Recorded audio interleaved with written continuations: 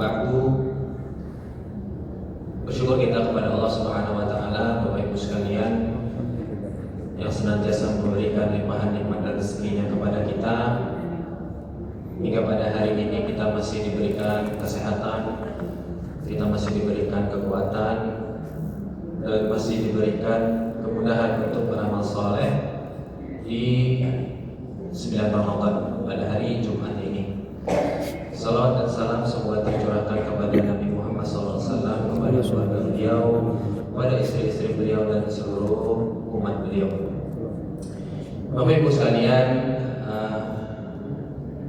pertama ucapan terima kasih kepada panitia yang kemudian memberikan amanah kepada kami untuk sedikit berbagi dengan Bapak Ibu sekalian dalam acara buka bersama, acara buka bersama Masjid Al-Ikhlas. Bapak Ibu sekalian rahimani wa rahimakumullah, keberkahan di bulan Ramadan ini tentunya dapat kita rasakan hingga hari ini, di mana kita bisa merasakannya berupa dimudahkannya kita untuk beramal soleh. Coba kita perhatikan Bapak Ibu sekalian, kalau kita bandingkan dengan di luar bulan Ramadan, itu beda sekali rasa semangat kita dalam beramal soleh.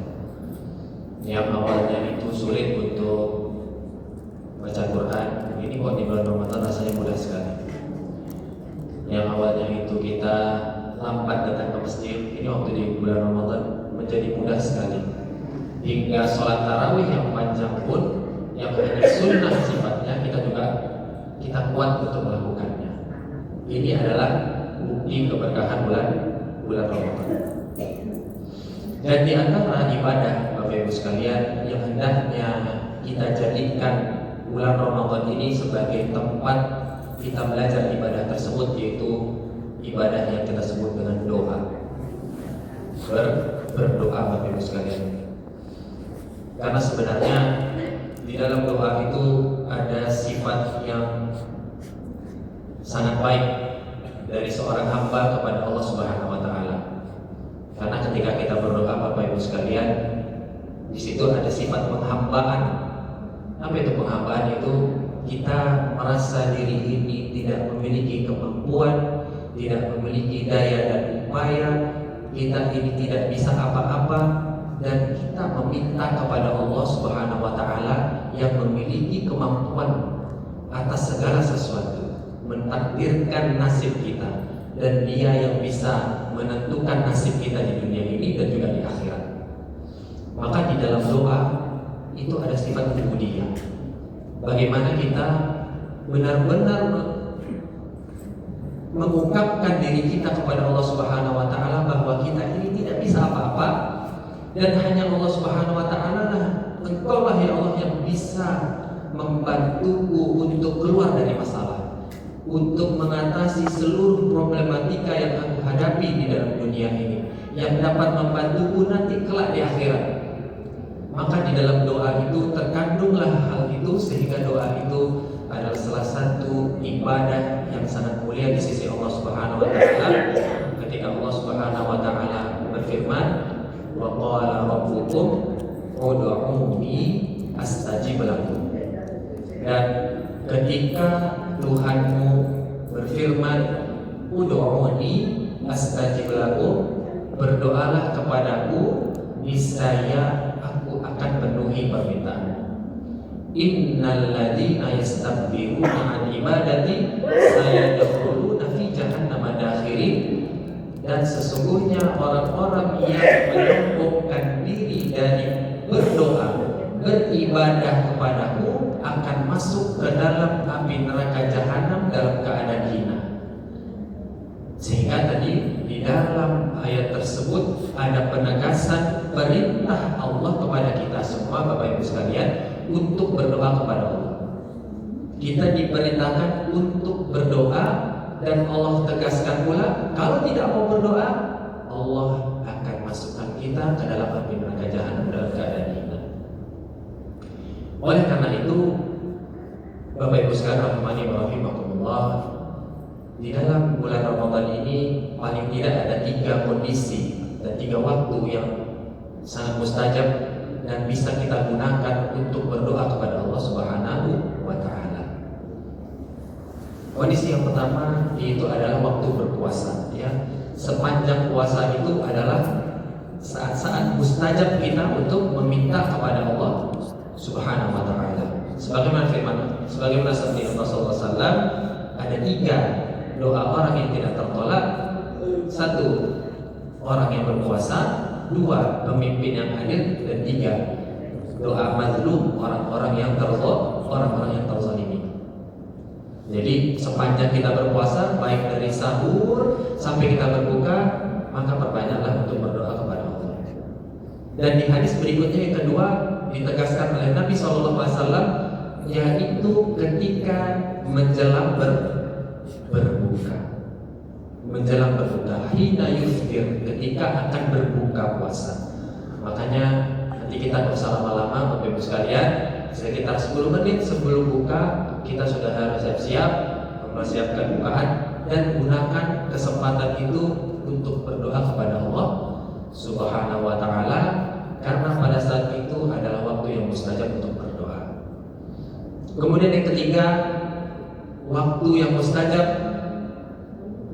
pada saat di bulan Ramadan ini, dan kita juga lebih mudah untuk melakukannya, yaitu waktu sahur.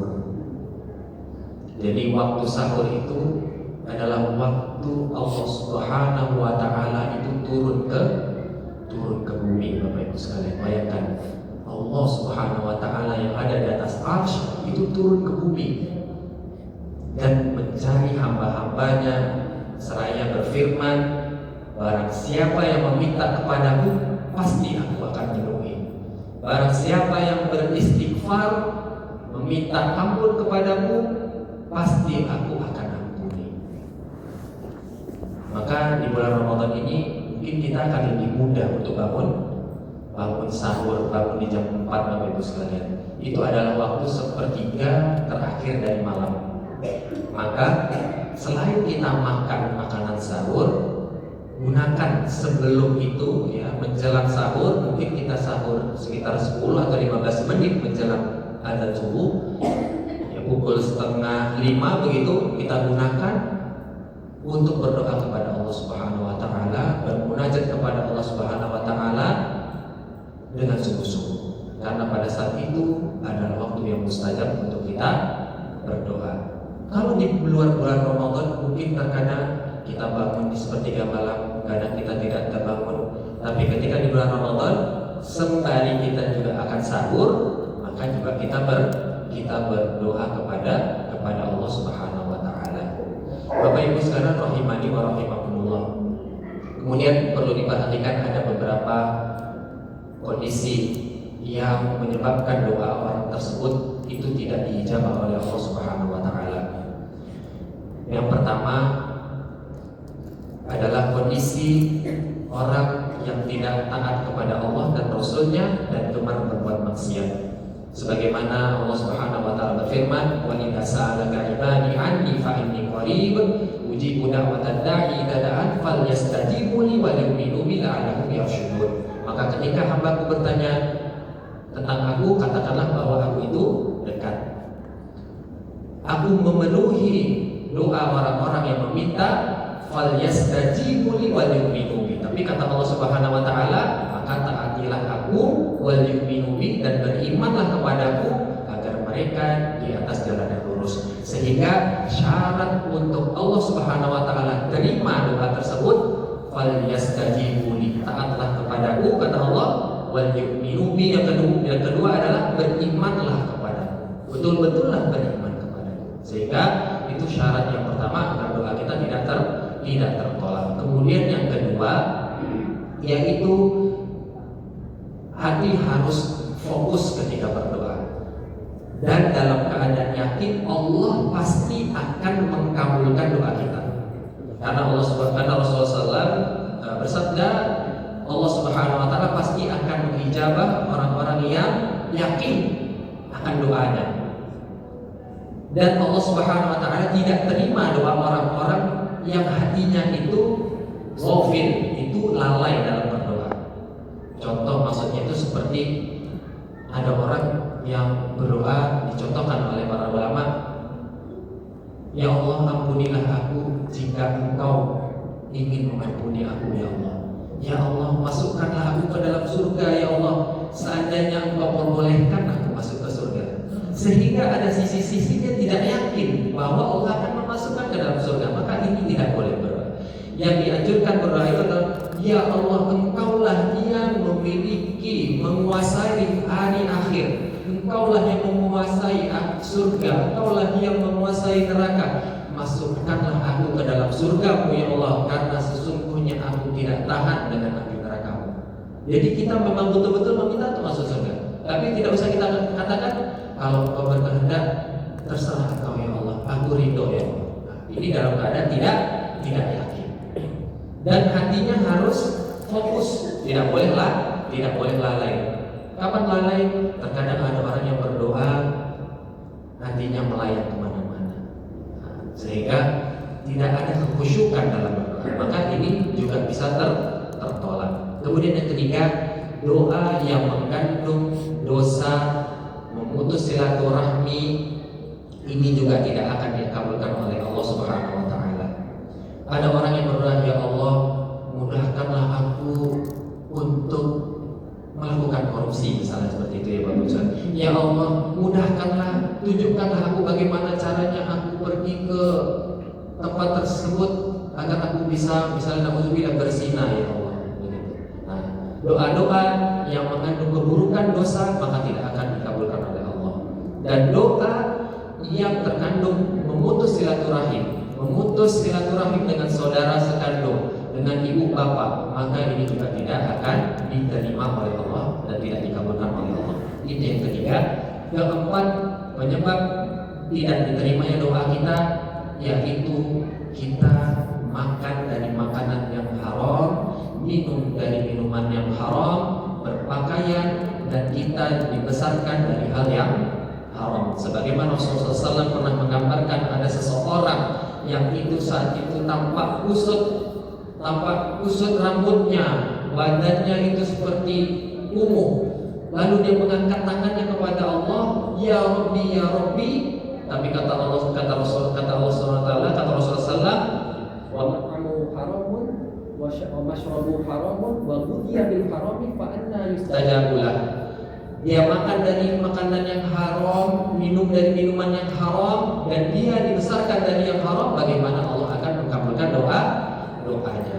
Itu yang keempat sebagai penghalang dikabulkannya doa kita. Yang kelima, yang terakhir, yaitu orang yang tergesa-gesa dalam berdoa. Bapak sekalian, apa itu tergesa-gesa? Ketika itu sahabat bertanya kepada Rasulullah, siapa yang tergesa-gesa dalam berdoa ya Rasulullah? Yaitu orang yang telah mengatakan, aku telah berdoa dengan doa ini, aku telah berdoa dengan doa itu, namun Allah Subhanahu wa taala tidak pernah mengabulkan doaku, lalu dia meninggalkan untuk berdoa kepada Allah dan tidak lagi berdoa kepada Allah. Maka pada saat itulah Allah Subhanahu wa taala mengetahui kualitas doanya dan Allah Subhanahu wa taala tidak mengabulkan doanya. Mungkin itulah faedah singkat yang bisa kita bahas. Kita punya sisa waktu untuk mempersiapkan duka dan kita gunakan sebaik-baiknya untuk berzikir kepada Allah Subhanahu wa taala. Kebetulan kita ada di hari Jumat, Bapak Ibu sekalian, Sayyidul Ayyam. Ini adalah sebaik-baik hari di antara hari-hari yang ada, dan ini di bulan Ramadan. Dan setelah waktu asar menjelang berbuka, maka akan lebih mustajab lagi untuk digunakan berdoa. Kita semua memiliki masalah, Bapak Ibu. Kita semua memiliki masalah. Selesai masalah yang satu, akan datang masalah yang kedua, dan begitulah seterusnya sampai kita akan dipanggil Allah Subhanahu wa taala. Maka jangan pernah tinggalkan doa kepada Allah Subhanahu wa taala untuk memudahkan segala urusan kita, untuk memberikan kesabaran dan rasa syukur di dalam hati kita. Demikian yang bisa saya sampaikan. Lebih dan kurang yang mohon maaf. Wabillahi taufiq wal hidayah. Sallallahu Nabi Muhammadin wa ala alihi wa sahbihi wasallam. Wa akhiru da'wana alhamdulillahi rabbil alamin. Wassalamualaikum warahmatullahi wabarakatuh.